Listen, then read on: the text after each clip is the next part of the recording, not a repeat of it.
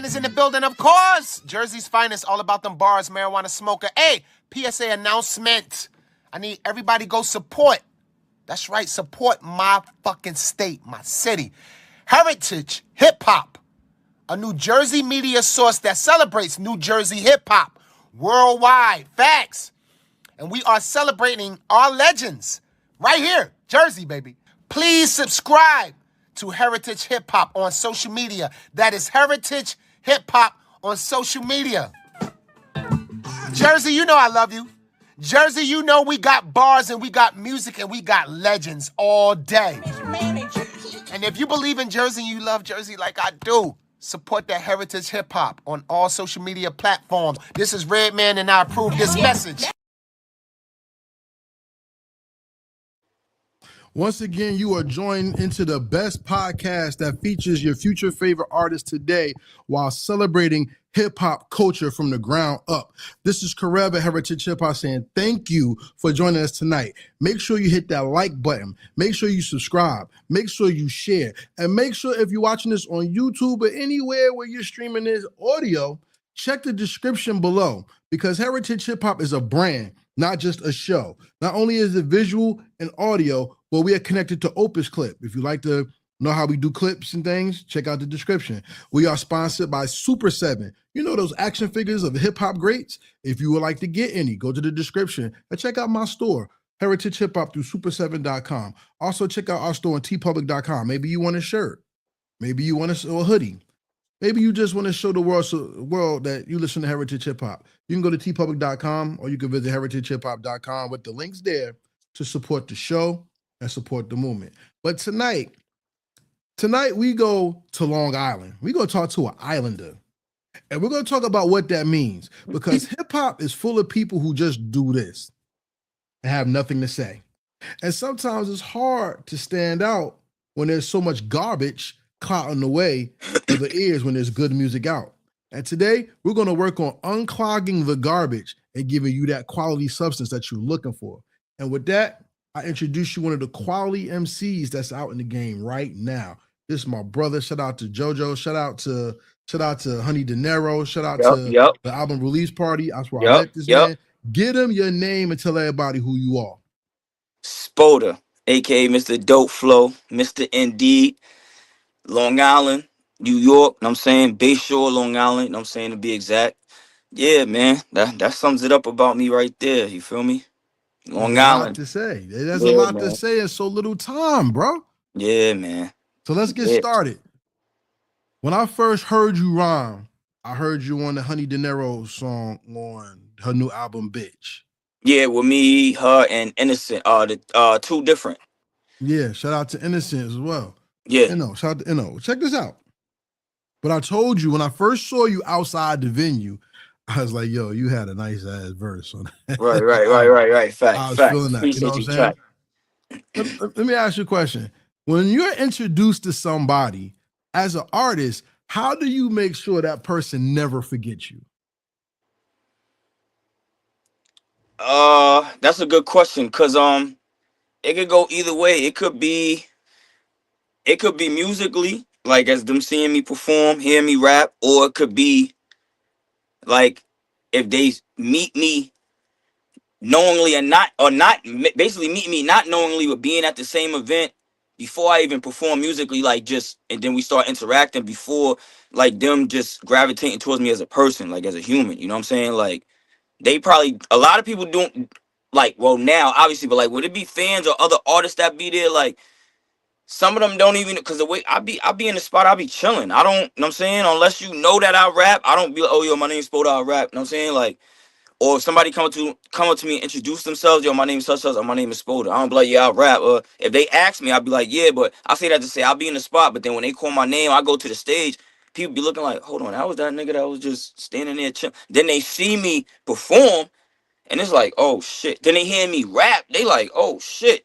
Like, you feel me? And then once I get off the stage, it's like I get mad love, like embraced from a lot of these people don't know me. A lot of them do know me if they be other artists that I know that's on the bill and shit. But just to know that the feeling it'd be crazy. But let me ask you this. Some people are introduced to you by your look, and some people are introduced to you by your voice. What is more Right. important to you? Do you want to be seen and absorbed, or do you want to be heard and taken in? That's another good question, cause I feel like it could go either way, and I say that as far as the being seen shit because of the whole internet epidemic and shit. You feel me? Like one of my mans told me before, and that's one thing I have to start working on that I have been in the last 2 years, but I gotta up it more in next year in 2026. Visuals, content, because the world we live in now, everybody want to see. Like my man told me, he like, yo, you got so much music, and if people been following you since the beginning or tapped in, whenever they tapped in, they gonna see that you got mad. They gonna know your voice after 100 projects you got. They gonna know your voice, but after a while, they gonna want to see you. Like you said, they want to see your appearance, what you got on, how you moving around, where you know what I'm saying, like your shows, the venues, your studio sessions, if you record them shits and shit like that. Like, so I feel like that could go both ways. But me, see, I'm from the old school, so I like to rap, so I want niggas to hear me. Like y'all gonna see me eventually. See, some of y'all, it might be the opposite. Some of y'all might see me first before y'all hear me. But cause that's gonna be forever. Like, you know what I'm saying? Especially if you gravitate towards me and my music, you're gonna love it and you're gonna fuck with it forever. So it's like I'd rather be heard, but I feel like it can go both ways though. See, the eyes have been used to deceive people in hip hop. Cause I'm gonna keep it real with you. I'm not disrespectful, but I'm very protective of what I call hip hop. There's a certain young lady from New York who blew up, and people were pissed off at her because what she did was more or less shake her ass to fame instead of Right, rhyming. right.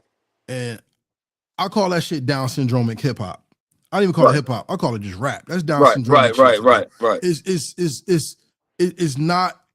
I call it Down syndromic because all the extra that you put in there is taken away from the original beauty that's in it. You know what I'm yes, saying? yes, And what it is it looks bad.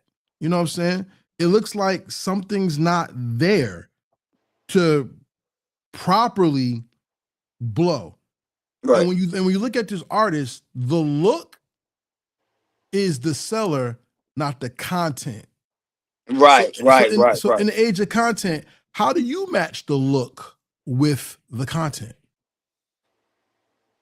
Like as far as like what you mean, like You yourself, since you say you're gonna put out this new content, how are you ensuring that the content is going to match the music so the look and the sound match up and it's not oh too heavy one or the other?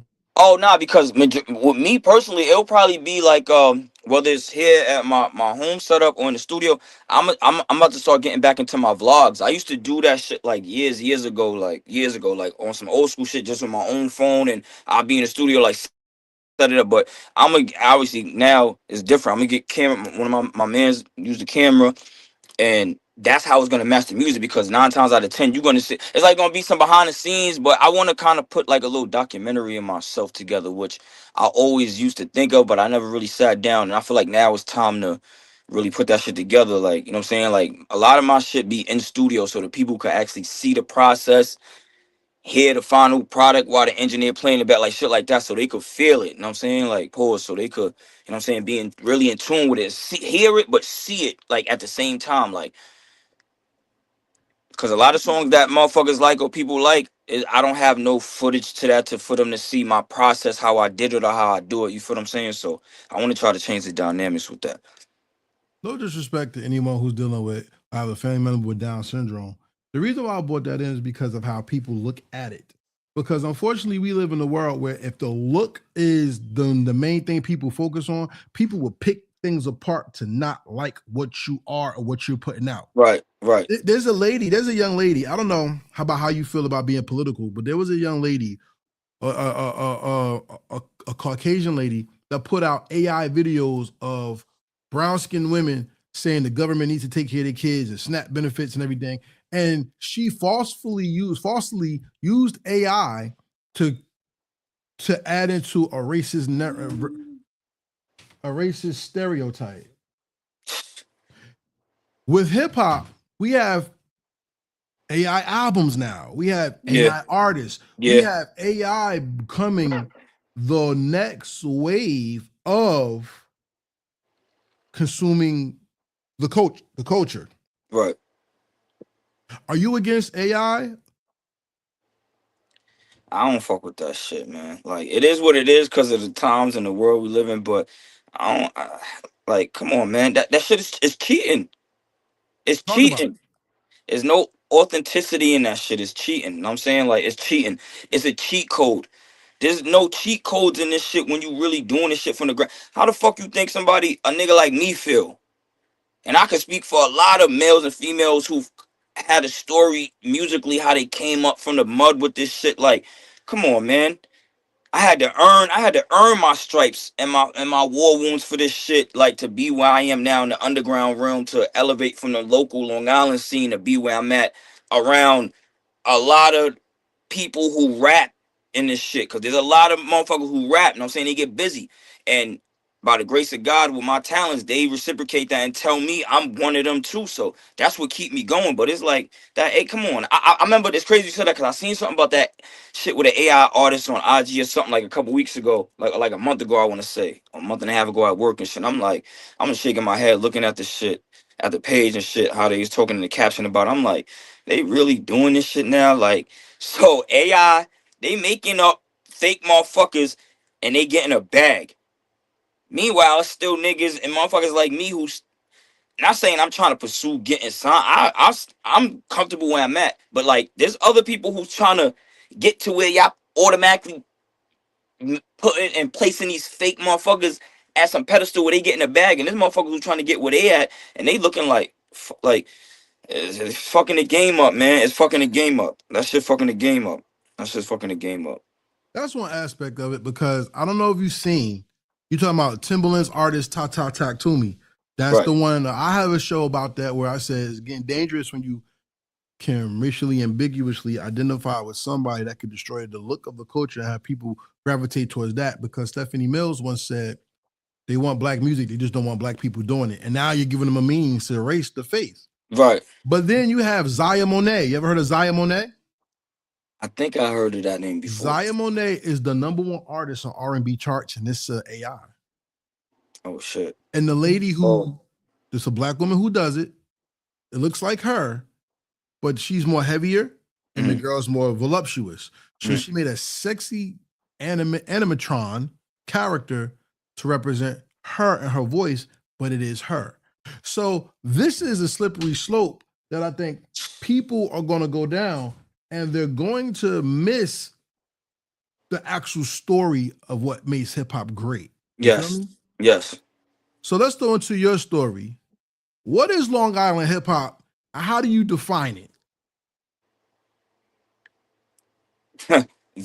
Off top, very, very underrated. Very underrated. You know what I'm saying? Like very, very underrated. But I'm not gonna say not heard of because we got icons and pioneers that come from here. You know what I'm saying? Rakim, EPMD, you know what I'm saying? De La Soul, God rest his soul, Prodigy. He was out here before he went out there. LL Cool J was born in my hometown Bayshore as a baby, and then he moved to and then he was still out here in Long Island for a couple years, but then he went to Queens. He was still young. He was back and forth a little bit, but then went to Queens. But he, you know what I'm saying, has ties from out here. Busta Rhymes for a little while. Like we got people from out, you know what I'm saying, like Biz Markie, you know what I'm saying, like so on a larger scale in that aspect, people heard of us. But it's like as far as like local rappers who do this shit out here, like me and others, like people don't really know. And there's a lot of talent out here in Nassau and Suffolk County, like because there's two counties that make up Long Island and shit. But it's mad niggas who rap who get busy. You feel what I'm saying? And it's like I don't know. I know. I say that to say a lot of niggas can rap, but I don't know how they move as far as like pushing their shit or grinding like how I do with my shit. Like, you know what I'm saying? Because you got to build your buzz. Like, it's cool to be on the local shit and trying to be the best out here, because that's what's going on out here right now. Like you do every time around this time of year, niggas start throwing out lists and niggas be mad if their name is not in these little Long Island, like, all this shit, all these, you know, it go like down like that in any region, but it be Long Island politics, whatever, local Long Island music / rap politics or whatever. But it's like I've been off that. I've been on a larger scale, thinking on a larger scale now. Like I'm comfortable in this underground shit. Like the local shit, I made my mark. Like I've been made my mark in that shit. Like for real, for real. Anybody who know me knows that. You know what I'm saying? So I can't be trying to still everything is Long Island. Oh, I'm trying to be the top and everything from no, like there's a whole world out here. There's whole globe out here with people, especially overseas, out of the country that love and worship the shit that I'm starting to I noticed since I've been in this. They love boom bap. They love underground. They worship this shit. So it's like, yeah, man, I've been comfortable with this shit. I love this shit. And like I said, there's a lot of talented people in this shit, which keeps me sharpening my pen, as a lot of them say it do for them, vice versa. So this shit is dope. I think it's dope when you know the world is bigger than your block. Because a lot of people want to be the biggest kid in the sandbox, not knowing the world is a playground. Right. And that's the thing that even where I'm at, shout out to Jersey, people just don't get, man. And I want to ask you, you've been doing this for a while, but when did you first understand what hip hop was and what made you want to do it? I understood it when I was young, just growing up, like the typical minority, like, you know what I'm saying, growing up, mother playing music, all different type of music, you know what I'm saying? Like she didn't really play rap like that. If she did, it was like hip hop. You know, it was like it was back like when I was young. Like so, it was like a lot of like Queen Latifah, that type of hip hop. She ain't really listen to the shit I listen to, like, you know what I'm saying? But she know about it, obviously. But yeah, just growing up around her side of the family, because my mom is Jamaican, so I grew up listening to all of that, and then all the old school Motown shit from my pops and my step pops, like, and then I was always listening to rap on me and my little brother and my sister on our own, and then with my cousins from my pop side who was in the rap, because they all from Brooklyn and shit. So I grew up on the Nas, Hove, you know, Big, Helter Skelter, OGC, Sean Pete, like I grew up on that, like DJ Clue, all of that, like, you know what I'm saying? Like I'm 40, you feel what I'm saying? So I was born in 85, you feel what I'm saying? So yeah, man, like that's when I realized and then started growing up. I'm like, yeah, nah, hip hop music is dope. Like hip hop is dope. Like, you know what I'm saying? Like I listen to everything, don't get me wrong, but I'm like, nah, that's when I realized like, nah, hip hop, R&B, like all of that shit. That shit is dope. I'm a kid from New Jersey, so hip hop culture to me is 10 times different than what it is to you. Mm. Because you're not a borough kid, and I'm not either. Mm-hmm. But because you could claim the state of New York, there's a certain responsibility that is in the air when it comes to what hip hop is. Right. You are in a place where hip hop was created. Mm-hmm. I'm in a place where hip hop is appreciated. Right. Understood. What does that mean to you? Where it's appreciated? The responsibility of being a New Yorker and having hip hop as your tag. Shit, it's a lot of weight on our shoulders. Some people might not really think that, or like you said, just because of that. Like I'm not from the boroughs, but I'm from New York. Like the birthplace was the Bronx. You feel? That's New York. That's a borough. It's just like upstate. All of that shit is just New York State. You know what I'm saying? But like even when you minimize it down, if you want to just say New York, like Long Island is part of that. Like we the sixth borough. You feel what I'm saying? Like we the sixth borough. You feel what I'm saying? A lot of people know about us. A lot of people don't. But it's like it ain't no different out here than anywhere else. Like it go down out here too. You feel what I'm saying? But yeah, I feel like it is a responsibility, because if you're not only a rapper, but like if you're a real student of the game, you'll know that. You know what I'm saying? You will know, like, all right, this is where this shit like anytime I rap, like speaking for anybody who would have common sense, anytime I rap from New York, I gotta go there so they could know, like, it ain't never leave. It's still here, no matter how much chaos they be seeing, like with the rap beef and all that. Like when it come down to rapping, like we still here type shit. Like, but yeah, I definitely feel like it's a responsibility. And that's deep because I feel so many people don't understand that responsibility. Or don't give a fuck. Let me Right. tell you something. And this not a knock on anybody, you, any artist. I think people don't care for hip hop like hip hop cared for them at a certain time. Hmm. And I blame that on the money and I blame that on technology. Right. Because at one time you had to prove to be the best. Yeah. Now Yeah. people want to be the shit and stand on stage. So the proving grounds have changed. I go to shows where people are rhyming over their own lyrics. And I'm like, That's another thing. yo, if you went overseas, they would not ever ask you to come back. So you Nah. already cut your money off. Nah. Yeah. Yeah. And that's a nice little bag, hefty bag you can get over there. Like, yeah. Mhm. Yeah, man. That's another thing. You feel what I'm Talk about saying? it. Like, listen, to each his own. But if you running around glorifying and talking all spicy about how you this, you that, you nice, you get busy, da da da, and then you go and perform with your vocals, nah, that, like, come on, man, like you gotta be with the shits. You feel what I'm saying? Like, you gotta be with the shits, man. You gotta be with the shits, man. Gotta be with the shits. Them days is over, been over. Like, niggas ain't no adolescents, niggas ain't no novices. Especially a lot of niggas who I be seeing talking and then talking all spicy. I'm this, niggas can't fuck me. Then you see footage if you not on the same bill in the same venue with niggas, and you like, and then a lot of niggas, I don't see niggas still fuck up over the vocals. Like, so it's like you feel like, yeah, niggas got to get it together, man. But yeah, that too. That's another thing. But a lot of niggas won't or don't want to talk about that though. Like, Well, I heard a rapper say he goes off the top and don't respect niggas' writtens. Sound familiar? yeah, I said that. Yeah, you did.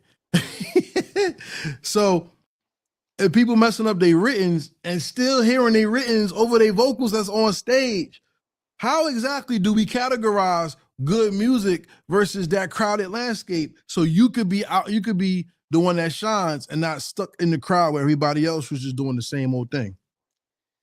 Well, as far as rapping over vocals and fucking up like shit like that, like I mean, being an artist, period. man. First things first, niggas gotta practice whatever you doing, the writing, the perform, the you gotta practice. You gotta practice. You could be nice as fuck, but like I said, I know a lot of nice niggas, but then they go on stage and rap on their vocals, and it's like you just gotta get it together, because it's like it's crazy, because it's like you shouldn't need to do it unless you want some Buster. Like, I can't even say that because Busta Rhymes perfected this shit. But it's like, first and foremost, you gotta perform shit. You gotta record shit. Me, the shit I perform is because I know I could perform it. There's a lot of shit that I want to perform, but I can't because I record them in one take. But it's like the way I be flowing and shit is like is not for performing, because if anybody who knows me have seen me before, the way I maneuver and work the stage, I be, you know what I'm saying? You see, so it's like certain songs I can't perform because it's like it's gonna, the way I flip certain words and do cadences, I can't really do it while I'm moving and working the stage and shit. And then I be energized and be bringing energy. So I know, so you gotta know what you want to perform, man, so you can perfect it. And you need if you know you got to show.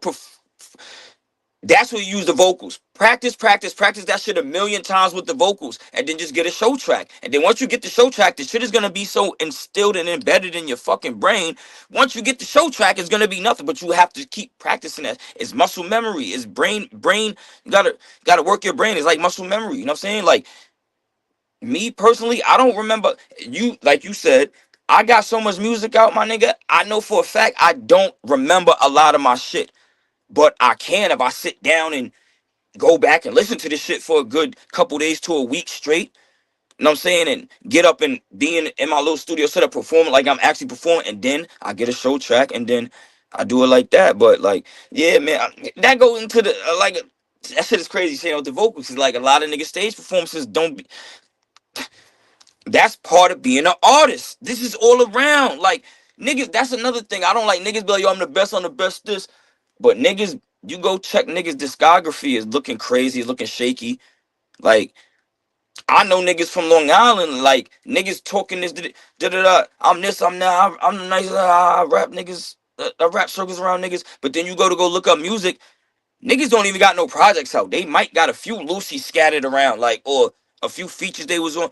Or if you go and look at their projects, nigga, man, even in general, a lot of niggas barely putting out one project a year. I know some niggas who ain't put out a project all year, but was putting out little Lucy's and features and little videos. Nah, nigga, I'm here to rap. I'm here to rap. Niggas gonna know, like niggas know now, like niggas know. I'm never gonna stop. Like I'm chilling. I'm comfortable. I move at my own lane at my own speed. I'm not in competition with nobody.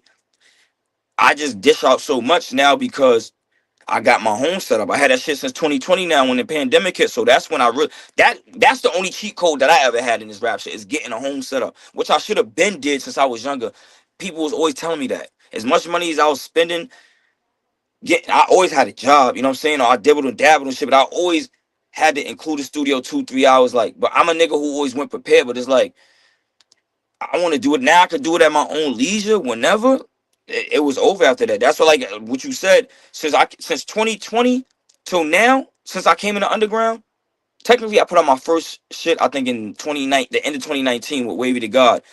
Shout out to my brother Wavy. Full Court Press. That was my first project to this whole underground shit. That was my first. I had did a few Lucy's before that, but that was my first project. And then since 2020 till now, including the Lucy Smoke installments I got, the three of those is those basically what I got on industry beats and was just I include those. I probably got, don't quote me, I want to say at least 25 to 29, maybe like 30 projects since I've been in this underground shit, including those. I count those as mixtapes, but I also include them in my bodies of work. You know what I'm saying? And this is between EPs and LPs. I got a solid 25, but it might be like almost close to 30 now. Like, so Okay. So let's stand on your square. For those who see that band on the screen, stand on your squares when the artist says something so provocative. Now we got to pause the interview a little bit just to talk about something that they said.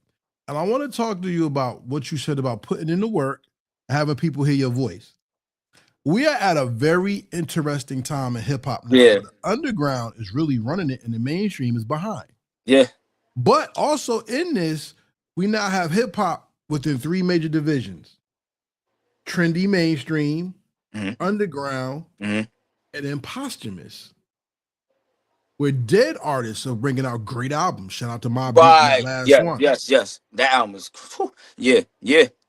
As an artist that wants to be seen and heard, is it important for an artist to use industry beats from old school, different eras and stuff to be heard? Yeah. And is it also important for them to also have unheard of beats and mix them all together? Yes. Why? Yes. Because it's crazy you said that, because shout out my brother Bub Rock. That's how I started getting my first little spark in this underground shit. When I came home, I was chopping it up with him or whatever. I was living in the VA at the time. And I came home from doing a year. He had hit me up. He was like, mind you, I'm locked up. I had already had like a notepad full of rhymes of like industry beats, like freestyles I was writing to. So I came home. I had threw out like 1 or 2 of them here or there. And then he like, yo, throw out a Lucy on an industry beat every day for a week straight. And my nigga, I did that. I did that shit for 7 days straight. I put out, and that's where a few niggas, he had already put a few niggas onto my name and who I was to him already. He like, yo, my man, this is my brother. I know him from Long Island. He rapped, he get busy. So a few people already knew, select few people, but then you know how the internet is and IG and shit. Niggas started sharing shit, and the niggas like, who the Spoda nigga? And then niggas started saying, oh, that's Bub Man or whatever. Oh, he from Long Island. So they started putting 2 and 2 together. But then that's what started having me make traction, because I was getting on the Mob. I got on the Survival of the Fittest beat. I got on the Nori Band from TV beat. I got on mad beats, and I just dropped shit for a week straight, and that got me like a little traction, and then I just stayed. What it was though, I stayed consistent. Bud was like, "Yo, nigga, you getting momentum," because he started seeing how certain people because he was already in the underground scene at this time for like 2-3 years, so he was already familiar with a lot of people, and he like, "Yo, I see such and such." Started following you. He like, "Yo, just keep the momentum rolling," and that's what I did ever since then up to now, bro. And it's like I don't even know stop, bro. Like I might take a break or chill, but it ain't no quitting. But I'm chilling. I got so much shit. Like I got mad shit, bro. I got mad shit, bro. Got mad shit. I'm with it. I want to ask you one more question before we go to break, and then we focus on some of the music. This is a question I wanted to ask you personally. Because after I met you, I was like, yo, yeah, all right, yo. But check this out. You rhyme over industry beats. You rhyme over your own beats. That's using nostalgia as a weapon to gain interest. Yes. Why is it important to connect your knowledge of the old to what you create and let the nostalgia highlight your talents? Because I feel like it showed motherfuckers who really know about hip hop. They'll be like, "This nigga's a student of the game," or he's a hip hop, like he's a hip hop head. He knows his music. You know what I'm saying? Like, I don't know it all, but I know a lot. I know enough. And people, prime example. Shout out to Mobb Deep. Shout out Havoc, RP Prodigy. I grew up on them. I rhymed over a lot of their beats. But I feel like I think I was. Because I was thirsty for the beat. I think if I wasn't the first, I was one of the first niggas to rap on the Mobb Deep Against the World beat. And that's what made me hurry up and do a little video mad quick, because I wanted to hurry up. And what we was talking about before we went on air, I wanted to put the nostalgia. I wanted to put a visual to it, because anybody who know, oh, this nigga Spoke always be rapping. He rap, like you said, he rap on industry, on his own beats, original, and he rap on industry beats. Anybody who know me know I grew up on Mobb Deep. Prodigy's one of my top, like, a lot of people tell me I remind them of him because my flow be unorthodox. Like, my shit be to the left, it be left, but it still be right. Like, it's still, you know what I'm saying? Like, all my words don't always rhyme, but them shits always still connect. Just like on some Prodigy Freeway shit, I get that shit a lot. Like, you know what I'm saying? But yeah, I did that video quick because I wanted people to see, like, oh, nah, he got on this Mobb Deep shit, like this new Mobb Deep shit. I wanted to because I could have just put the song out, but I'm like, nah, I need to put a visual. Like I was telling you behind the scenes, that was one of the videos I did today. I mean, I did this year, because I had to start, and I just thought of it like, let me do a little. It's a quick minute and some change. Let me do a little quick visual real quick, like nothing crazy, just something so people could see me rapping, and that's what I did. But I feel like if you a real, I know niggas who be like, nah, I don't rap over industry beats. All right, whatever. To me, like I said, I'm a nigga who rap. I raps. I get busy, and to me, that's lyrical exercise. You don't gotta have no topic when you get on them shits. You just get on there and you get busy. Like, you don't have to have nothing to talk. Just get on there and rap and get crazy. Talk your shit. That's when you could really talk your shit. You ain't gotta have no, oh nah, I talked about this, so this is why the hook was. No, nigga, you just getting on that shit and rapping real. And that's why I only do like 16s. If I'm really feeling the beat, I'll go crazy. I might do like a 32 or something. But I'll do a quick 16 just because I hear certain beats and it give me nostalgia for when I was young. Like, oh shit, I forgot about this beat. Or I ain't even know this had an instrumental. And I get on that. Boop. Yeah, man.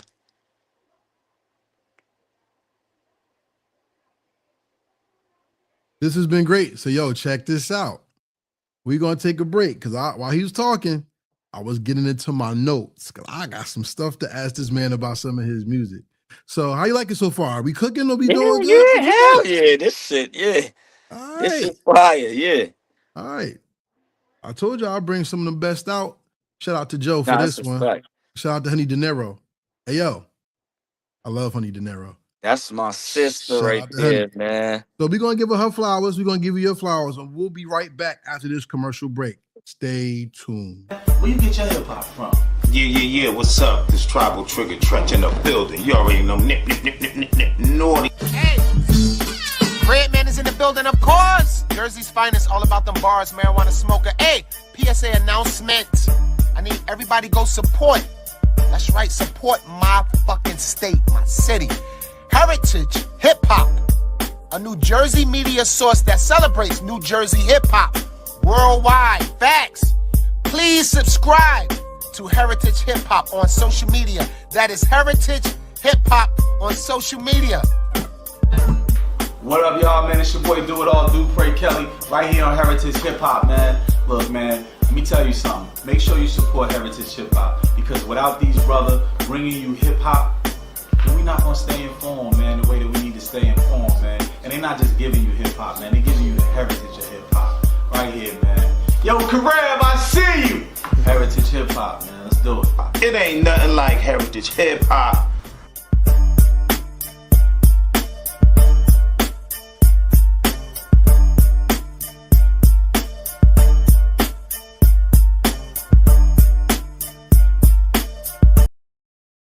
Welcome back to the Heritage Hip Hop Podcast, where we introduce you to your future favorite artists today by celebrating hip hop culture. And today we went to Long Island and we got one of those underground spitters that spit voraciously. If you don't know what voraciously means, you don't know hip hop, because you don't know what a real spitter and a barbarian is. We're talking to Spoda, you know what I'm saying? And we want to pick up where we left off. So I met you at Honey De Niro's event. Yes. Where she went over her album Bitch. That's out right now. Everybody, Honey De Niro and Team Demo on Bandcamp. Yes, go shout out to them. Go get that. Go stream that. Go cop that shit, man. Shout out to 6 Man Entertainment Team. Fact. What does it mean to all you? of them over there. Oh, my bad. What does it mean to you to be acknowledged by fellow beasts and artists that are working and putting out great projects? Bro, not only is it a blessing, and I'm grateful, I'm humble, but it also showed me I'm doing what the fuck I'm supposed to do. You feel me? Like that's the main thing, and that's what keep me going. Outside of that, what keep me going is when there's other artists, whether it's underground or especially local people out here who be like, nah, Spoke, like, yo, your work ethic, like, you just be getting busy and your output of music and the way you just be grinding and nonstop and shit, that shit be having me on my shit, or be having me like, I gotta go harder, pause. And those two things is the shit. Like, I tell motherfuckers, I'm a workhorse, but at the end of the day, a nigga still needs some type of fuel. You feel what I'm saying? So shit like that be giving me the fuel to keep doing what the fuck I'm doing. And I'll be humble, because I done did some collabs with some real big dogs in this underground shit by the grace of God, just by my talents. And like I said, my talents came secondary to a lot of relationships I have in this shit, because I fucked with a lot of people outside of music. So they genuinely see the type of nigga I was and gravitated towards me like that. And then the music came secondary. There's still people that I'm close with, that I got close with, that I didn't do no music with yet. Maybe it might fruition or maybe it not. But I know I still got that bond before the music shit, because some people gravitated towards me as a human being before the music, and then the music came secondary. Some people, it was different. The music came first, and then, you know what I'm saying? So all in all, I'm humble, bro. I'm grateful. I'm grateful too, because when you get to hear good music or somebody who takes it serious, it expands your mind, it expands your ears. Like, one of my favorite hip hop groups of all time is from Long Island. Mm-hmm. You know what I'm saying? And hearing their music made me love music more, because it had a message. What's the most important message you've got from hip hop, and what's the most important message you share as an artist because of hip hop? Shit, hip hop controls a lot of shit, man. The mind, body, and soul. Like, that shit controls a lot of shit. That shit I done seen people, you done seen a radio interview or just people in general will tell you, like, hip hop or certain songs or certain lyrics, shit done got motherfuckers through the hardest times of their lives. I done seen some people talk about they used to think about committing suicide type shit, or like doing bodily harm to themselves, and then they listen to certain shit and it bring them back to like that. Hip hop is powerful. Music in general, but hip hop is powerful, man. That shit saved a lot of, and if you want to be real, black people's lives, all colors, but like a lot of our people's lives. You feel what I'm saying? Like, and then to be in general, it saved a lot of people's lives, and it's global. All ethnicities, all colors, black, white, brown, pink, whatever color, niggas still love and worship and praise hip hop. Like shit, and it is at this point, it don't even matter what genre. I mean, boom bap definitely is the top, but hip hop as a whole, there's niggas all over the world who fuck with all type of genres of hip hop under that hip hop umbrella. Niggas is power in numbers, man. And that's why a lot of people be trying to blackball certain artists and hip hop and all this, because they know, man, hip hop is vital. Shit vital out here in the world, man. There's certain lines in hip hop that have changed people's lives, like you said. Yeah, man. One line I remember: to all them seeds that follow me, protect your essence, born with less, but you still precious. You already know what that is. Come on, man. Same artist. My attitude is F it because mother effers love it. You know what I'm saying? But you got some other artists that say things that are just mind-blowing. Like, right. Man, it's so many. I go to Queens for Queens and look the show for Brooklyn. Make money in Manhattan. Ain't never been taken. Shout sometimes to the Bronx or Boogie Down. Strong from the islands, late cruise to lay around. Like, I mean, I might say it wrong. Shout out to Rakim. Right. Those words mean something, and it makes a change in people's lives. What rhyme changed your life when you heard it? That's a good question. I never even thought of that. I don't know. We might have to get back to. That's crazy. You the first person that ever asked me that. I never thought about it because I grew up off so much shit. Like,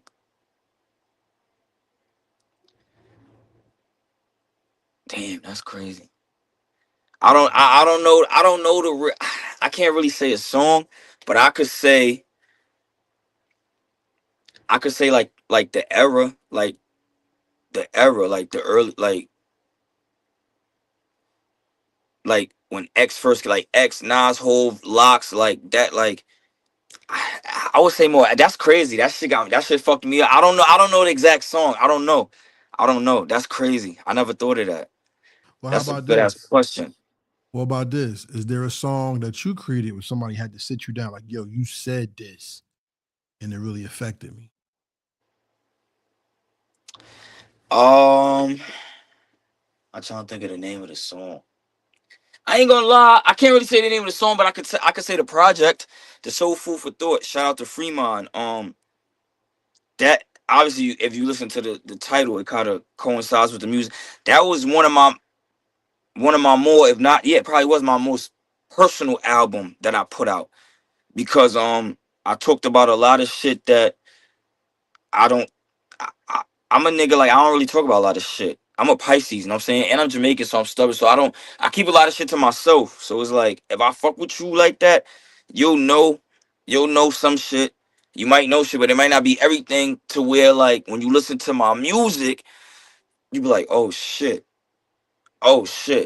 But Soul Food for Thought, like I said, I was very personal on that project, because shout out Fremont, a lot of his beats are like boom bap soulful though. You know what I'm saying? Like soulful shit. So I expressed like a lot of shit that I never spoke about really on that shit. Like yeah, man, that I've had people tell me that shit, you know what I'm saying? Like, other than that, I'll have, like, cause that was a personal album, so it was more like personal, laid back. But like, in general, I have niggas that just be telling me like, yo, nigga, your music be make me want to snuff somebody or cut somebody, or I'll be in the gym listening to your music. That should make me want to go to the gym. Like, that should be having me on some, like, yeah, I want to go do something to somebody type shit. Not because of the shit I'm saying, because I don't promote violence, but just because of like, just the rawness of the shit. You know what I'm saying? Like, the nostalgia. Niggas be like, yo, 'cause you know how many people tell me, and this another thing that be fucking me up. I've had people tell me like, yo, you remind me of Kiss. You remind me of Styles. Like, it's a lot. And this is crazy because these is people I grew up on. Like, I never tried to rap like them, but like they say, some people say Kiss because of the way I put words together sometimes. Or they say Styles because I just be on some, like, I don't give a fuck, like, nigga, I rap raw. I don't care about that being a real even though it's crazy. That's crazy. Now maybe I do look at myself as a lyricist.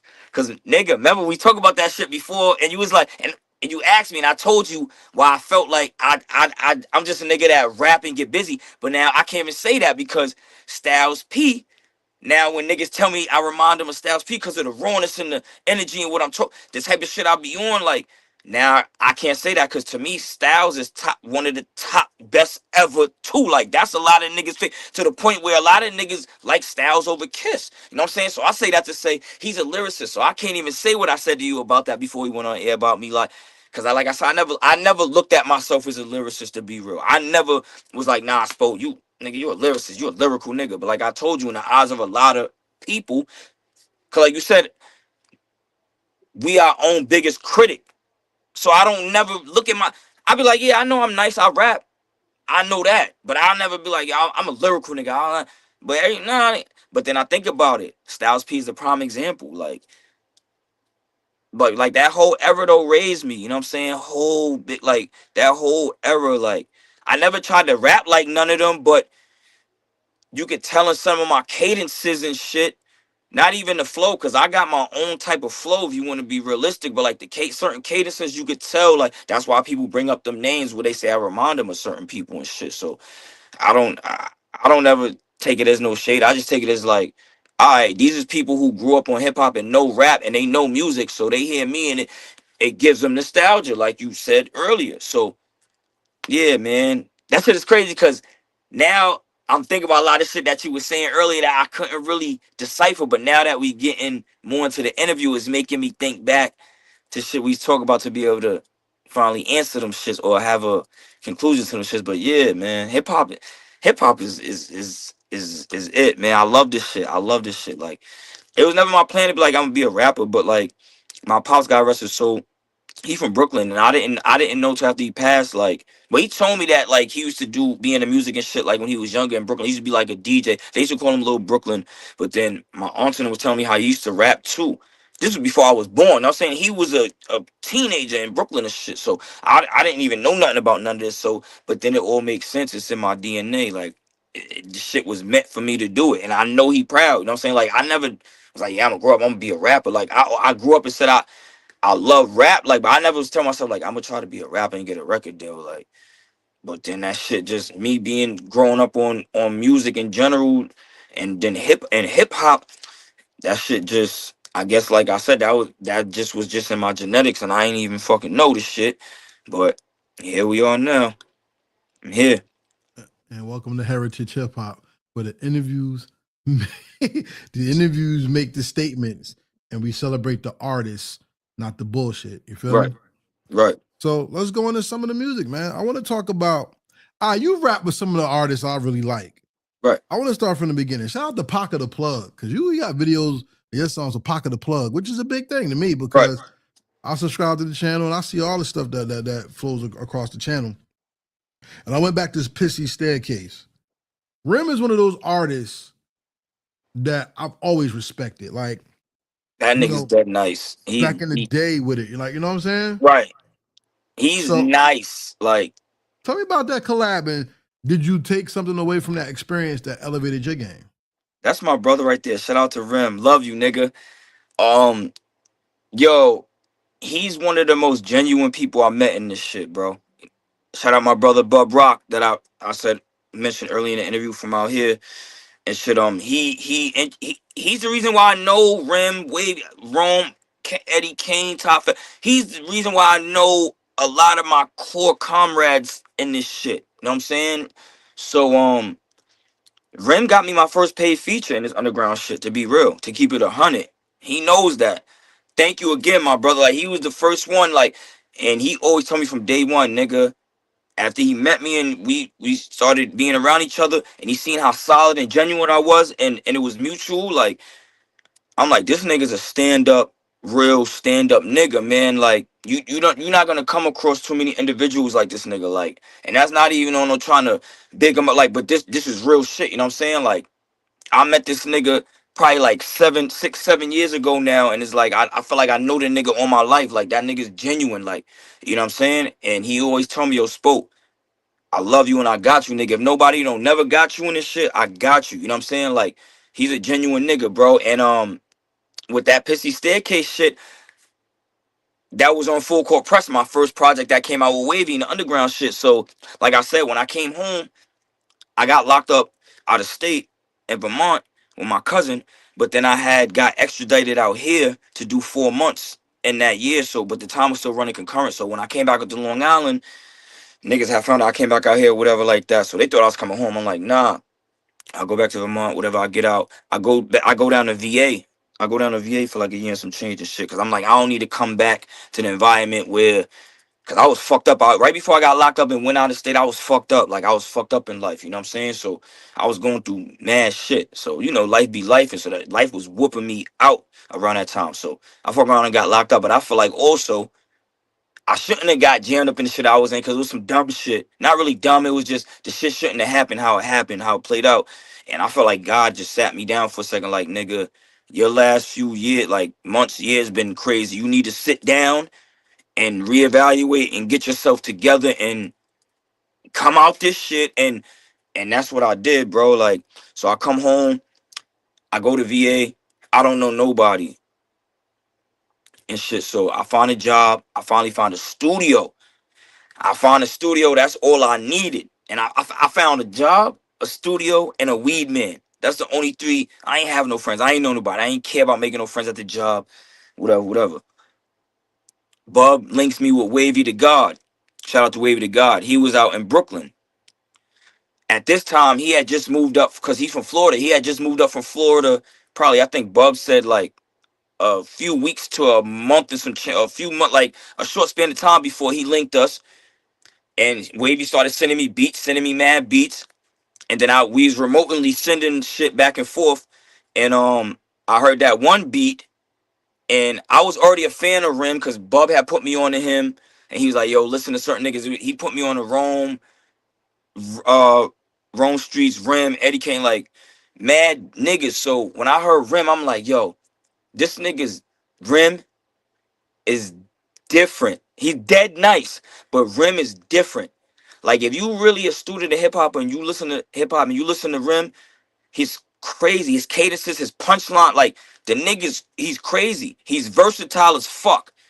He could give you some, or he could give you some shit you could, you know what I'm saying? Like he gives you both of those. But if you ever notice too, I don't know if you've noticed, he might once in a blue, but Rim don't curse in his rhymes. Rim do not curse in his rhymes, you know what I'm saying? But yeah, so I heard that specific beat, and it was just something different.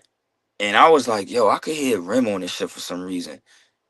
So I hit the nigga, I'm like, yo, bro, I got some shit me and Wavy working on. He like, nigga, send it through, nigga. I send it to the nigga, boom.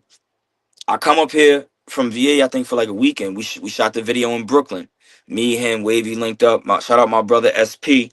He shot the shit. And we shot that shit. It was in the wintertime and shit. But yeah, we shot a video for that. And that's a lot of people's favorite song. Like a lot of people love that fucking song. Like, and that's why I felt like I had to do a video. I'm like, it makes sense. And then when I found, after I listened to Rim, after Bub put me on, before I met him, I seen like who he was. Like he's a protege of Sean P. And I'm like, oh nah, this nigga Rim is real. Like he's humble. All like Rock Ness, all of them, like he knows all of them and is nothing. Fame, MO, he knows all of these niggas like Nems, and he's humble. He be chilling. Like that's what I love about him. He don't make himself he be chilling. He just worked his way up. He know how to rap. Niggas been paying attention to him and he just stayed consistent. But like he always said, he never wanted to do this shit. But God rest Sean P's soul. Sean P was telling nigga like, nah, nigga, you should rap. You need to rap, nigga. You nice.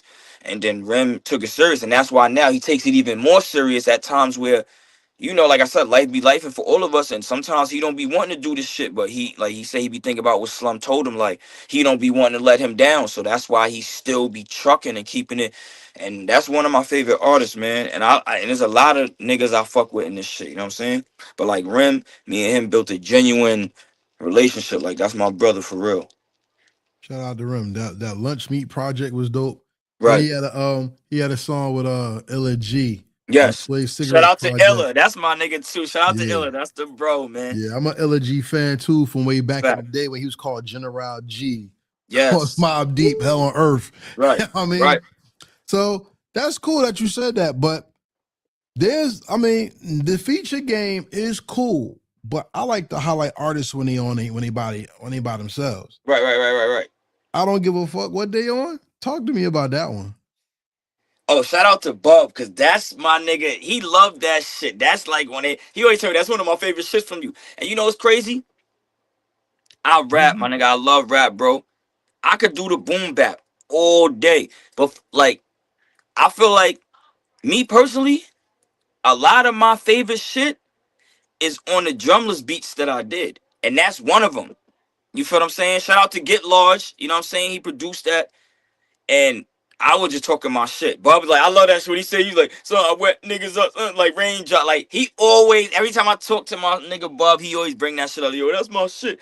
But yeah, I was, and then the hook, I was on my shit, bro. Like, I don't never be on no, like, trying to diss niggas or nothing unless niggas come for me, pause. But nigga, it never been that type of predicament. But like, I'm just a boisterous rapper. Like, I talk my shit like anybody else. Like, to some people or some niggas that might come up like, this nigga spoke. No, that's just me. If you've been following me since I came out, even if you go back to my first project in 2009, 2010 called The Arrival, I was always rapping. I was always rapping the same way I rap. Like, but now it's just enhanced because I'm a grown man. Like, I done went through so much. That's why my shit is so much more vivid. Like, back then it was too, but like back then I was just rapping because I was a little nigga. I ain't really have no bills and no response. So I was just rapping about whatever, you know, then I'm watching battle raps and so I'm just rapping. Like, I'm just really just rapping with no type of substance.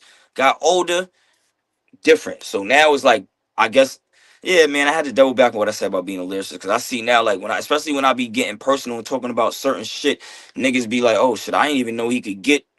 Like, I know a lot of niggas when they hear me on drumless beats, they be like, oh shit, I ain't know. Because drumless beats, you gotta talk because there's no bass, there's no instruments, there's the instruments, but there's no backbone to save you. People is your voice is the instrument on anything, but on drumless, they really listening to everything you saying. So you gotta be talking. Not only that, you gotta be precise with your words and your flow and your cadence. You can't fuck up. Like, you fuck up, you gotta re-record. Like, you gotta make sure that shit come out. Cause niggas is paying attention to that drumless shit. They got no choice but to. I hear that. But that I don't give a fuck what they on. I was just in my zone one day. I was just saucy. I was in my zone, bro. And that shit just, I was like, oh, this shit. I played the beat and I was like, what can I talk about? I was like, man, I don't give a fuck what niggas is on, like, whatever. Like, I don't fuck that. And then, yeah, man, that shit just came out like that. And then shout out to my brother Stars Coleman. I did the video out in Brooklyn and shit. But yeah, man. No, I mean, you just showed me something that's very eloquent about an MC, not a rapper. So now we're talking MC conversation. Right. That when you rap on a beat, you have to attack it a certain way. Yes. Certain sounds. Yes. You have to rap a certain way to have Yes. clarity. Yes. To be understood. Yes. Tell me how you've grown from that song to Big L.I.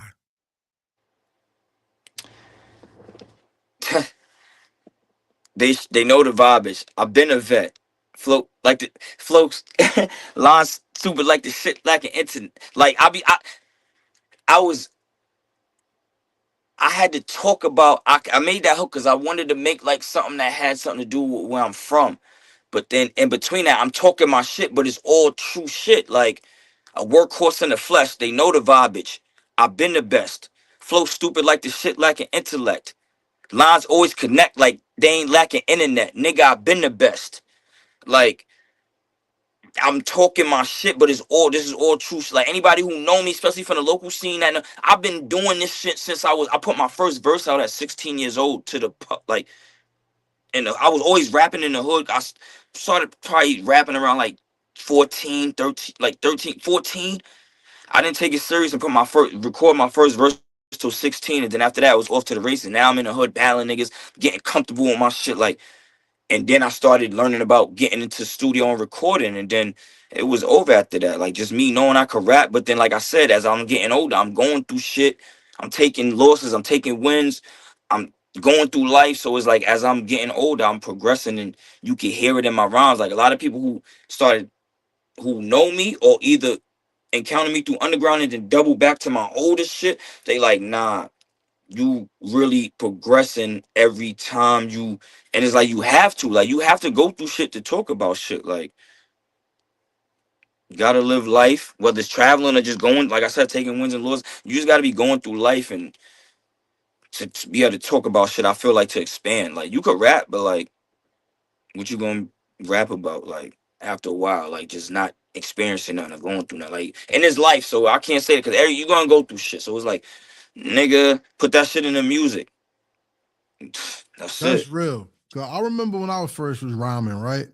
And when I was rhyming, I could only rhyme about where I was at, not Right. where I've been through or not where I was going, because I was stuck in that one life cycle. Right. And it ain't until you hit many bumps or been in many cycles that you really get a perspective of what life is and what life could bring you. Right. That's why I have a beef. Not really, but I have an issue with Andre 3000 when he said, I'm 50 years old. What can I rap about? But with hip hop only being 50 years old, people who are lost in just music need guidance. And that's what I miss about our music. At one time, you had people who rapped about the dangers of being in the game, not being a user. Right. At one time, you had people who told you, get your education because life is full of shit. And now you got people who's like, I'm dumb and I don't care. We've gotten to a point where my issue with him and what you said is like, if you don't have enough life experience, you don't have a message to give out. But then if you don't give the message out, how can you help protect the people behind you who's going to come give the messages of their life experience to the next generation so we have something to go off on? You feel what I'm saying? Right. When I listen to, let me go to my notes. I apologize. I just lost the note. That's so good. When I go to songs like, now we ain't talking about that yet. That's my song. You know what I'm talking about too. When I go to, where's my song? It was right after Big L.I. Damn, I lost the note. I apologize, bro. That's all good. Actually, it's not, because it was to set up for the next question, and I apologize to you. All right, I'll change it and go this way. Usually, the way my computer is set up, when I listen to music, the AI, because everything runs on AI, whether y'all like it or not, the AI pivots me to artists that similar to you. And I'm gonna tell you 3 artists that come up. You tell me if you're familiar with them and if what their music means to you. You ready? Great God. Great God. I haven't really tapped into too much of his music, but he's dope. He dope. I did a show with Rim. Shout out to Rim. I got the alley from him. It was a show in Brooklyn that Great God and Rim had headlined and shit, and I had a little set on there, whatever like that. But he's dope. He dope. He took that pain. He took that struggle, that pain. Like he took that shit. Shout out to Great God, one of the people who was nominated for a Heritage Hip Hop Award for anybody who missed it. Right. Shout out to Great God. Fact. The second artist, Ghostface Killer. Oh yeah, shout out to Ghost. Yeah. I grew up on Wu-Tang. That whole Ghost. I like Ghost. He different. Talk different. Own style. Like voice is unique. Stands out. Like, you know what I'm saying? Yeah. And still relevant to this very moment. Shout out to Ghost. And it's funny that you said this, but Rome Streets is the last one. Shout out my fucking brother Rome, man. Yo, I met him through Bob and all that. Like, incredible. Before, cool ass nigga, humble, funny as fuck. Nigga will have you crying. I'm saying, like, he really fuck with you when you be around him like that. You know what I'm saying? Like, but nigga, that nigga's different. Rome is he's a different type of different. Like, for real. That nigga, he's nice. Dead stone cold nice. Sniper. Nigga's nice. Is no other way to put it. That nigga's stone cold, man. That nigga's a bad man, bro. I don't even know the noun, the adjective, whatever. The nigga's different, bro. You can tell he's a student of the game. And you can tell he take this shit seriously, and he's a craftsman. He's a perfectionist.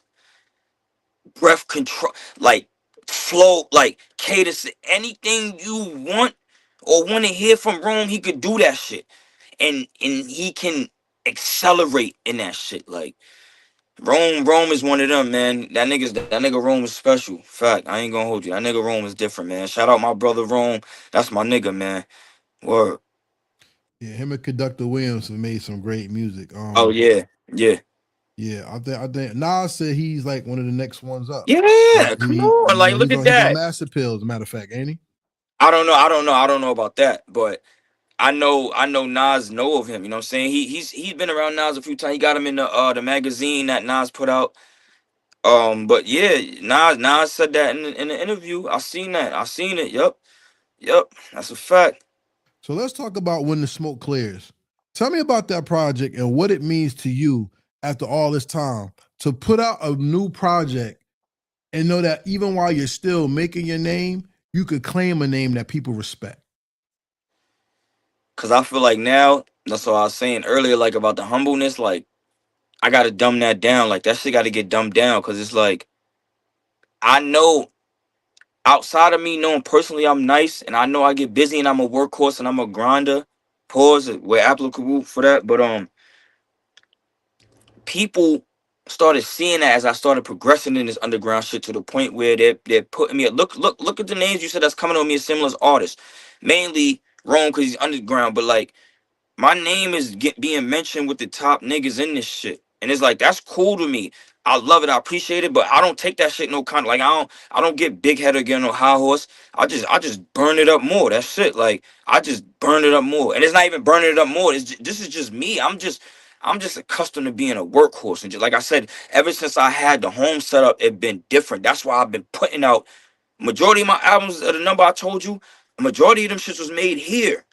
Because I had it in front of me, so I could, whenever I could make a song, 2 songs, and like whenever I want to. You feel what I'm saying? So, but yeah, man, I just be grateful that my name is coming up in this shit, and that's why I kind of named that too, because I'm still here. Like, if anybody would have thought, oh, maybe this nigga, all right, he started out nice, maybe he might not put out mad enough music, or he might not keep the spark he had, and now niggas see, oh, 6 years later, 7 years later, this nigga's here still. Yeah, nigga, I'm still here, nigga. Like, what? Here, still. I'm not going nowhere. I'm comfortable. Like, I'm here, nigga. And I rap. Niggas know that. You know what I'm saying? I respect niggas' pen and niggas respect my pen. Just don't try to disrespect my pen. That's it. Like, but niggas ain't gonna do that because niggas, you know what I'm saying? I'm humble, niggas respect me, so I reciprocate it. But as soon as I feel like a nigga trying to disrespect my pen, like, that's different. But yeah, man, I'm in a good space with this shit. I'm chilling. And there it is right there, ladies and gentlemen. It's all about not only knowing your value and knowing your wealth, but when you put out good music and you talk, other people on my playlist that are connected to this man's name is Ito. A lot of people love Ito, yo. Yeah. Shout out to Ito. Well, I was on a song with him.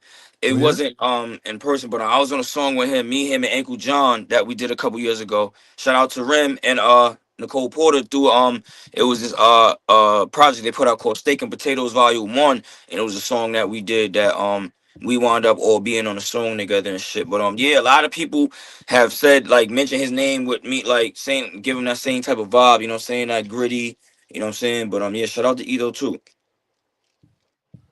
Hip hop is all about growth, experiences, and making sure your story is told. So once again, by having an authentic story, you stand out in a crowded landscape of hip hop. So when I ask people about Spoda, what do you think they should tell me, or what do you think they do tell me about you, and what should that be? He's a down to earth, cool dude, humble, very humble. Funny when he want to be, but like the nigga, he gets busy. Like he gets busy, but not only that, he like this nigga. Every time I turn around, somebody, every time I turn around, I gotta catch up to you. You stay putting out some shit, whether it's a Lucy, you stay. He gets busy and he's a workhorse. He be out the way. He don't be involved or care about none of the politics. Like I'll be chilling, bro. I'll be chilling. Like I pay attention to what's going on, obviously, because what I'm involved in, but I don't. It ain't involving me, but of course I still got to be in tune, you know what I'm saying, pay attention to what's going on around me. But other than that, I'll be chilling. I don't be giving a fuck about what nobody doing. Unless it's my comrades, because I'm rooting for them. as vice versa. But other than that, I don't care what nobody else is doing. I could care less. I don't give a fuck. It ain't affecting me. You know what I'm saying? I don't give a fuck. Like, just don't include me or throw no shots and no stupid shit like that. Because I pay attention to shit. So, but no, like I said, I'm a cool nigga. I be out the way, so niggas know my vibes. It's like they not even. I don't be on that type of shit. Like I can get there if I feel like niggas subbing me or trying to do it. But when it comes to the music, I don't care about none of that. I don't entertain none of it. If you not saying my name directly in the song or something, other than that, I'm chilling. Like I'm out the way, focus on me, and keep sharpening my fucking pen. That's it. So let's talk about our interaction. Was our interaction your typical interaction? Yeah, it was genuine. Okay. It was genuine. It was genuine off the rip, and you could tell. Yeah, you could tell it was genuine. It was genuine. It was real, and you could tell it was genuine. You know what I'm saying? Like, word. And then the fact that you was like, nah, like we was chopping it up, but then after you seen me perform, you was like, nah, nigga, like, nah, I want to do an interview with you. Like, I feel like it would be dope. And then when we followed each other and shit, and then I went and looked up, I was like, nah, yeah, I'm like, yeah, like the way God worked, like that's another reason why I be trying to. I'm humble that I be getting on these. I be going to these events that people put me in their cars to get set. So whether it's a versus a feature for something real quick, because you get to network or not even networking. I go there and do my thing, and people see me, and they be like, "Oh shit!" If they don't know my face, they be like, "Oh, this is Spoda. That's Spoda. Oh, you Spoda." Oh, they be like, "Yo, who is this?" And then like how we exchange info, and then you know what I'm saying, we build. I can hear you on so many producers that I know work. Right. Shout out to Stan Ipkiss. Shout out to Stress 973. My man, I Am Stress. AKA Fat Kanye. That's my man, yo. Right. Shout out to them. Shout out to, I mean, Murder Megs, you already know. That's word of my pops. That's crazy you say that, because I was just shout out to Murder Meg. I was just about to say her name next. Yeah, Murder Megs is amazing. And shout out to A Sharp. A Sharp is amazing too. I gotta tap in. I could hear you on some music by them. And what makes me hear you is your versatility. Right. Your versatility. You have a song called Shimmy Shimmy Y'all. Please talk about that song and what that song does and what it means. First and foremost, shout out my nigga Don Carrera. Shout out my bro Don Carrera. He produced that shit. He from out Mississippi and shit. And go listen to that, y'all, and go purchase, stream, whatever. Don Spoda. That's a project we did, fully produced by Don Carrera, called it Don Spoda. That's basically the single. It wasn't planned to be, but shout out to Big G and Tef, you know what I'm saying? Go House Visuals. They shot the video. That's just one of them shits, bro. And like my nigga Bub, he told me the other night when I spoke to him, when I was running down my set list that I be having for performances and how I want to start incorporating certain shit as the new year comes in and shit. And he like, nigga, Shimmy Shimmy Yeah is that go-to right there, nigga. That's that shit. Bro, as you get to, it's nostalgia. Shimmy Shimmy Yeah, Shimmy Shimmy Yeah. Give me the mic so I can take it away. Rest in peace, ODB. Wu-Tang. Like, that was the influence of it. And it's crazy because I didn't write that hook down. I had that, like, certain songs, a lot of songs, I write my verses, then I write a hook. You know what I'm saying? It'd be depending on my mood or the beat. Sometimes I might write the hook and then go off the hook with the verse. But I did the verses, and then I'm like, I'm just letting the shit play. I'm like, what can I say for this?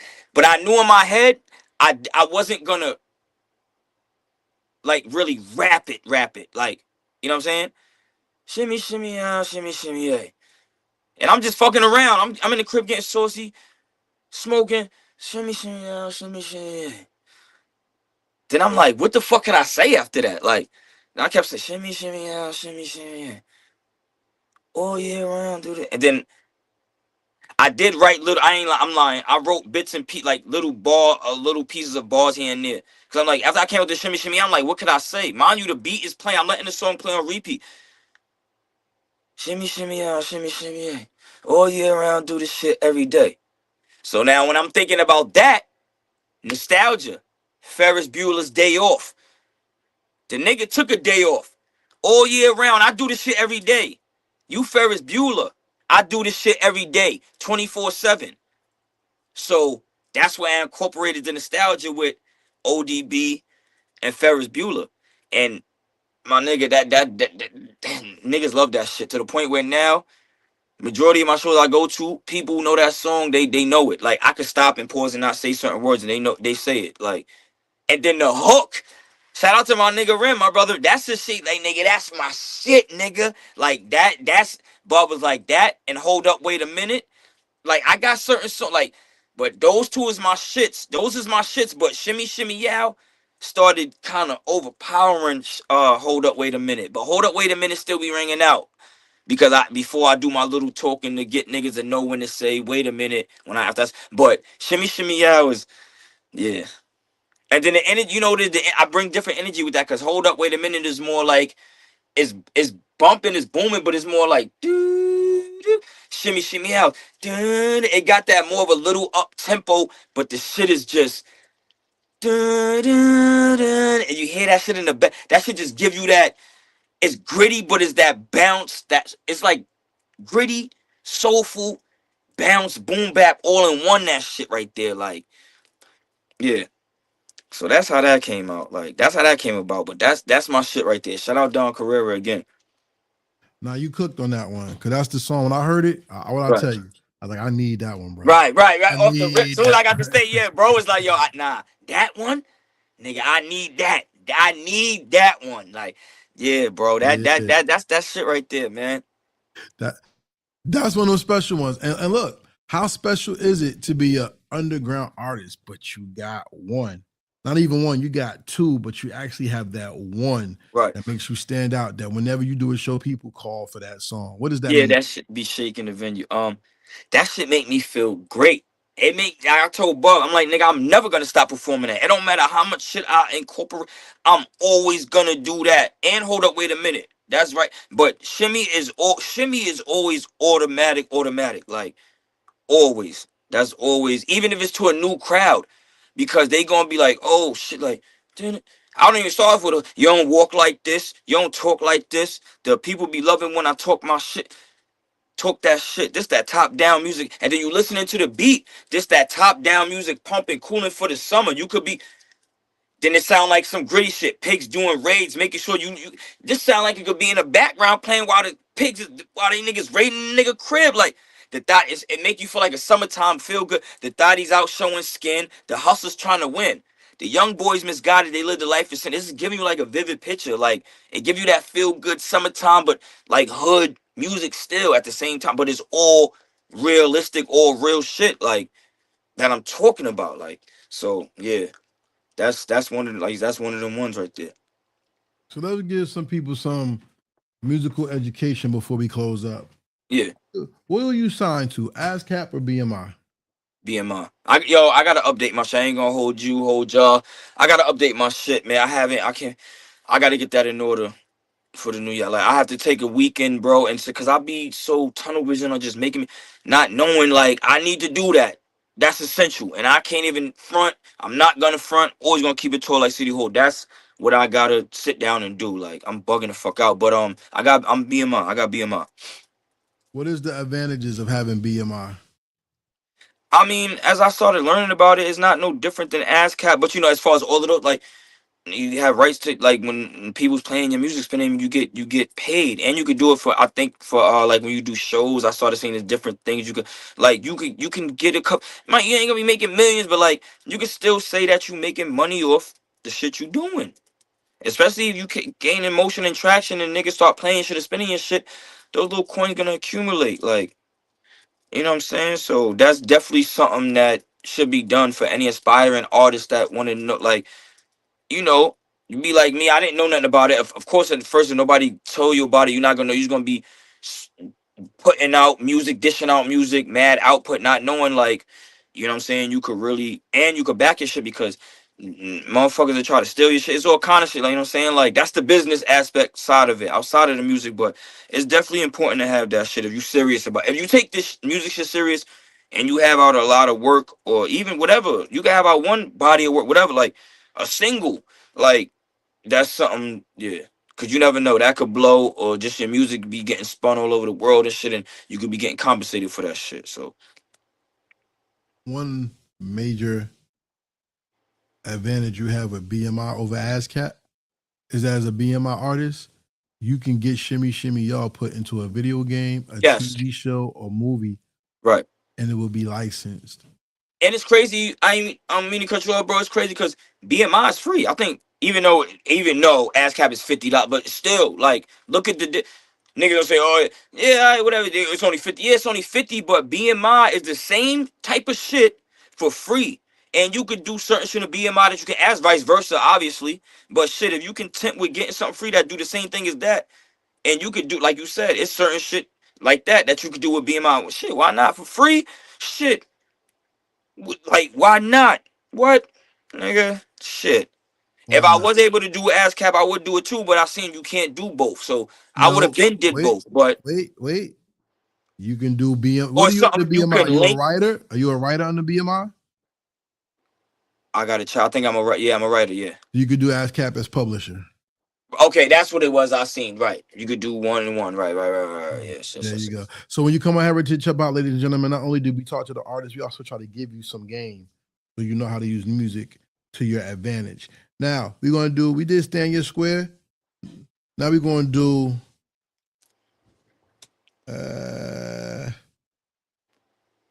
we're going to say we did Stand Your Square.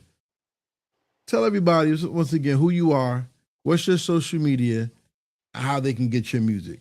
Ready? Go. My name is Spoda, Spoda. Like I said again, if you just tapping in or whatever, once you watch this shit back from Long Island, New York, you know what I'm saying, Bay Shore to be exact, you know what I'm saying, you can find me on any streaming platform that you listen to anything music on. I'm saying in the new year too, I ain't gonna front because I told my man the other day, there's still motherfuckers who listen to SoundCloud and shit. I gotta start. There's people who don't listen to certain shit, who only listen to certain shit on certain shit. So I gotta update all that shit. I ain't gonna front because I still be getting notifications. But you can find me on anywhere you listen to music to, YouTube. Type in Spoda, aka Mr. Dope Flow. It'll show everything. You know what I'm saying? You go on Google, type in Spoda, aka Mr. Dope Flow. It'll take you back to my first project that was on Dat Piff. Cause that's the first thing I put. I didn't know about streaming platforms. I don't even think they had Apple and all that shit back then. Like when I put out my first shit in like 2009. But you can find me everywhere. I'm on IG, Spoda631. I'm on Facebook, Ronnie Dope Flow Waiters. I'm on X, aka Twitter, Mr. Dope Flow, no dot, just Mr. Dope Flow. TikTok, I'm Spoda631. Like I'm everywhere, man. If you want to work, you know what I'm saying, holla at me. We talk, we see what's going on. But yeah, man, I'm here, bro. I ain't stopping. I'm about to drop. Shout out my brother Josh Lamont. We about to drop a project this month called Tuned In. And I'm dropping in December. As of right now, I'm gonna be Rose looking like K Slugger. Shout out my brother K Slugger. So yeah, man, I'm ending the year strong, and it's still gonna be Lucy's, bro. That's why I was going ham with that fourth quarter slaughter. That anybody who knows me since I've been in the underground, like that's fourth quarter. That's what I perform all year round, but fourth quarter, that's when I just be going crazy, bro. Like I start flooding. Like I've been doing that since I've been in the underground. Fourth quarter, they be like, nah, this nigga Spoke really be going crazy in the fourth quarter. Like, yeah, man, that's one thing that made me stand out. Like to answer your question from earlier too, like I go crazy in the fourth quarter. You know what I'm saying? So like this year was like I dropped so far. I'm out with 6 projects right now. By the end of the year, it'd be 8.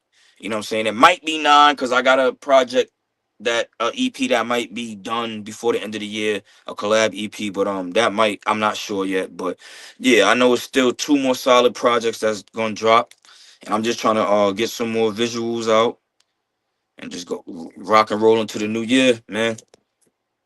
Are you on Tidal? Yeah, I'm on all that, bro. Yep. Well, here's some more music knowledge for all independent artists. Tidal is giving a $1 million bag out. 10 artists get 100,000. Look at that right there. Tidal headlines. For those of y'all who don't know what's going on with the streaming game, everybody's anti-Spotify. And now Tidal is giving independent artists the opportunity to upload their own music straight to Spotify. I mean, straight to Tidal, and not go through all the middle grounds. Remember, TikTok was once hated because it was becoming a music platform, and people are getting paid through TikTok. Now the streaming platforms are going to war with each other, and it seems like some Tidal is going against Spotify, but now letting people upload their tracks and getting a bag from the actual streaming service. Right. Take that into consideration, ladies and gentlemen. Hey man, it's been good talking to you, but this Thank interview you, is not brother. I over. appreciate No, you, no, man. it's not Shout out over to yet. you. It's not over yet. Oh no. I'm not letting you get away that easy. No. Ladies and gentlemen, if y'all who don't know, because he didn't, this is the rapid fire questions. These are not yes, no questions, but these are questions that show the depth of knowledge of the hip hop as opposed to what people may say it is, according to the artist right here. You want to play this game a little bit? Yeah, let's get it. I got a good first question for you. What song or album from another artist perfectly describes you? From another artist, Yep. like mainstream, anybody. Anybody. I really won't say. I can't say a specific. I only say this to say. I say in my lifetime by whole, but that could be all the shit just because of the title of it. Because I feel like anytime I rap is what I'm going through. So, and that's from me being younger till now is in any of my lifetimes that I was in as an adolescent, preteen, talking about what I would like. That I feel like that would describe me. So, what's the perfect hip hop beat? Meaning, if the person never had the beat and it was yours, it would have been your first single. Oh my God, that's crazy. I don't know, man.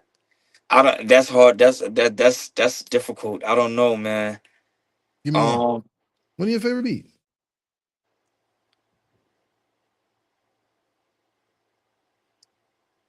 Survival of the fittest. Okay, shout out to Mobb Deep. Yeah. Here's another question. Hip hop has so many subjects and so many subject matters that it's touched almost everything. What has hip hop not talked about that you want to hear? That I want to hear.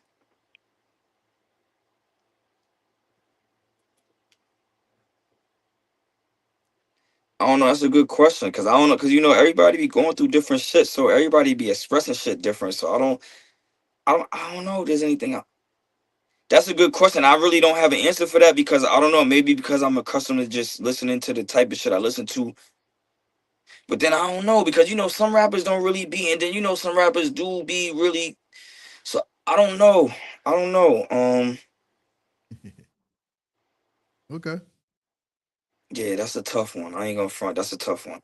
Okay. He tapped out, ladies and gentlemen. All right. Number 4. If you could go somewhere and hear your music and it would surprise you, where would you want to be to hear your music? China. I don't know for some reason I just said that, but it would definitely be anywhere. I mean, see, I could tell by the demographics, like on the music app, Spotify, whatever it is that the artist app, you can see what they listen to. But like, I feel like China for some reason, like anywhere that's overseas, but I feel like China would be like China or fucking like Bangladesh, like some weird, like some crazy, like Moscow, like yeah, like some wild, like yeah. So you want to do a song with the Snow Goons? Is that what you're telling me? I heard of them. Huh? Wait, wait. They make beats and shit like that. Yeah. Yeah. I heard of them. I would definitely work with them. I've heard a lot of their work. Yeah, they get busy. They Russian. Yeah. Oh shit! See what I'm saying? Oh, Russian ain't wasn't Dolph Lundgren? Wasn't he playing a Russian nigga in Rocky? Yeah. Yeah. No You Goons did the whole can't album. win, Rocky. They did the whole album with MOP. Sparta. Right. Yeah. Yep. Pardon self. Fact. Yeah. So good. Yeah. Fact. Yeah. I would definitely work with them. Hell yeah. Okay. Well, there you go. Hey, let's get Spoda with the Snow Goons. Put this. Hey, put it out there. That's a fact. I definitely work with them. I definitely work. Snow Goons, what's up, man? Let's talk, man. What's going on, man? Holla at your guala. All right. I got 2026. I got 3 more questions for you. One is about hip hop itself. You from Long Island, which has a rich hip hop history, but personally, I think Brooklyn has the crown because Brooklyn has the only that I know of hip hop song where 3 artists came together to rep the borough and took a #1 single around the world more than once. There's 3 Kirkland Dodger songs, but everybody wants to talk about 2. There's 3 though. If you could do a Crooklyn Dodgers type of song with only 3 artists from Long Island, who would those three artists be, and who would be the producer of the track? Shit, truthfully, that's a good question. I don't know. To pick 2 other people is hard, man, because I know, like I said, I know some niggas who rap, man. Like, I don't know. That 2 is. Mm.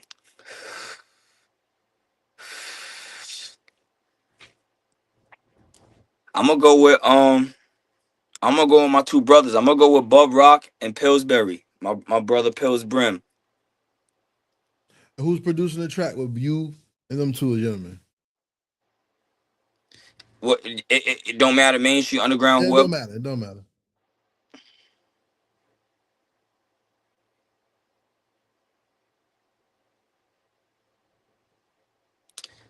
Mm.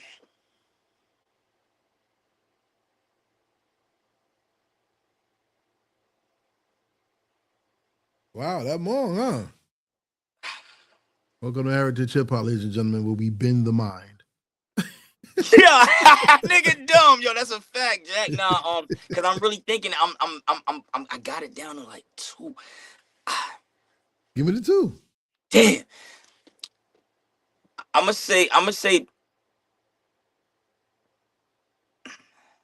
say Just Blaze, Okay. and I'm gonna say Just, and I'm gonna say Primo. Fuck that. Okay. It's crazy because I was gonna put Havoc. It's like 2 is 1 is crazy, so I just do 2. But yeah. I see that. You just gave me a very interesting question. You know how people love Kendrick Lamar because he can rhyme on a song with multiple beats? Right. You are talented to do that yourself. Is it hard to write a song with multiple beats? And have you done it already? What you mean, like to mesh it into one song type shit? Yes. Nah, I don't think so. I don't think so. Have you ever done it? You would definitely hear different flows and cadences because I would have different moods and I'll be in different modes because of the beats or the BPMs or the boom. It was boom bap or jump. Like if I mix it up, depending on what the beats are. Yeah, I could. You just give me an idea. I think I should. That should be like a little Spoda wrap up or something at the end of the year. I think I should tap into something like that because it's basically like if I was doing a Lucy Smoke installment on an industry beat with because I rap on all different type of tempos of beats that I feel like are my favorite beats or I loved. I wanted to get on. I didn't know they had it, so it's like I could to do it in one song. Yeah, that would. You just gave me an idea, bro. Like. Yeah, I feel like that should have stand out if I did some shit like that and do a visual to it. Tight. I believe you're that talented. I believe you are that talented. And to be honest with you, for anybody who's watching, I got some surprises I'm working on. I would love to work with you on a song. Yeah, let's get I'm not a rapper, so don't think I'm going to get on like, Right. That ain't me. Word is born. I know a lot of talented people, and I feel like if I mess with you, I want to make money with you. Right. So if you would like to talk about that later, we could talk. Right. Next question. How'd you like being on the Heritage Hip Hop podcast? And would you recommend this podcast to other artists? Definitely recommend it. Dope as fuck. Definitely a mind bender. Definitely, yeah. Definitely in my top 2, 3 of interviews I had. Like you up yeah, bro. This is yeah, you know what you be doing, you feel what I'm saying? Like you told me though, people, he tells you if he ever meets you in person to line it up how he did with me, he's gonna tell you. It's not gonna be no regular interview. I'm gonna go and do my homework. I'm gonna go listen to your music and double back to your catalog as much as I can. Like he said, depending on how much music you have out, he's gonna do his homework. He's not just gonna come on here asking the same repetitive questions. That's another thing that people got to understand and get in tune with. The only thing that I don't mind explaining the same, obviously, is my name, Spoda, how you get the name Spoda. You know what I'm saying? Other than that, it's like you said, you got like how this man did, you got to do your homework so you can have more intriguing. You got to understand, everybody's not competition if you're not looking at it like that, but in a sense, everybody's doing the same thing. You want to stand out, so you want to ask intriguing questions to have a dope interview, like an intriguing interview for people who don't know you or know of you but ain't never heard a lot of shit that was asked in other interviews they seen of you, but seeing in this one and be like, oh shit, like this nigga asked some. So yeah, man, I want to plug you in one of my boys too, cause he actually he been looking to try to get on some shit or whatever like that. But Let's do it. yeah, I definitely. respect for you. Let's do it. Definitely. He's another fellow artist from out here from Long Island and shit. But yeah, I wanna plug you in with him. Fact. All right. So as y'all see, everything we talked about standing out and being remembered came full circle and how I asked him that question. Don't the Most High work in mysterious ways? Believe me. And here's the last question for the interview tonight. 500 years from now, there's a Long Island Hip Hop Hall of Fame. I know because John Jiggs is in it, right? Right. Right. Yeah, and you're going to be there if you're not there already. Right. And my question is, 500 years from now, the AI is going to still be popping. And guess what somebody's going to do? Somebody's going to push a red button and Spoda's AI is going to pop out of the wall. And you're going to be introduced to a new generation of ears. Remember, no song is old to new ears. Right. Never. So 500 years from now, you're still going to inspire people. What is the legacy that you left or you are leaving behind that makes hip hop better because you were a part of it? Because they're going to be able to go back and listen like this nigga put out endless, timeless music. And like I said, it depends on if they go back to really study the game, to see where it originated and to see as it progressed up to 50 years later. I was one of the motherfuckers who was involved in this shit and had a piece of the puzzle to this shit. You feel what I'm saying? So, yeah, man. I just want them to go back and to see legacy. Like, nah, not only did this nigga rap his ass off, but he put out a lot of music. Like, he put out a lot of work, a lot of bodies of music and shit. He was on a lot of feet. Like, he did his shit. And with that being said, make sure you put your all in everything you do. Because a man that fails to plan plans to fail. Fact. And if you don't plan out your steps, people will take you off your journey, off the road of success, and put you on a journey through hell. Fact. Please don't be that person. Plan your success and never try your best. Do your best. Because when you try, you fail. But when you do, you succeed. That's all I got to say. Any last words, bro? Shout out to you again, bro. You know what I'm saying? Shout out to Heritage Hip Hop.